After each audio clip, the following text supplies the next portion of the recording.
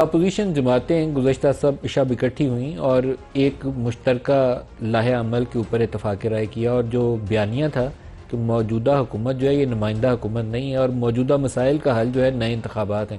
یہ حکومت کو تو کسی صورت وارہ نہیں کھاتا، لیکن اپوزیشن پارٹیز کے اندر قدآور شخصیات میں مولانا فضل الرحمان، پاکستان کے سابق وزیر اعظم شاہد خاقان عباسی اور ایسے قدآور لوگ موجود تھے کہ ان کی کہی ہوئی بات میں وزن ہے، اور اگر آگے بڑھنے کا فیصلہ وہ کرتے ہیں کہ اکٹھے ہو کر آگے چلتے ہیں، یہ ایک ایسی اسٹریٹجی بناتے ہیں جس میں تمام جماعتیں اپنا وزن ڈالتی ہیں، تو پھر حکومت کے لیے مشکلات کا باعث بھی بن سکتا ہے۔ ہمارے ساتھ مہمان شخصیت ہیں پروگرام کے حصے میں پاکستان کے فارمر پرائم منسٹر اور کنوینر عوام پاکستان پارٹی شاہد خاقان عباسی صاحب۔ عباسی صاحب بہت شکریہ آپ ہمارے ساتھ شامل ہو رہے ہیں۔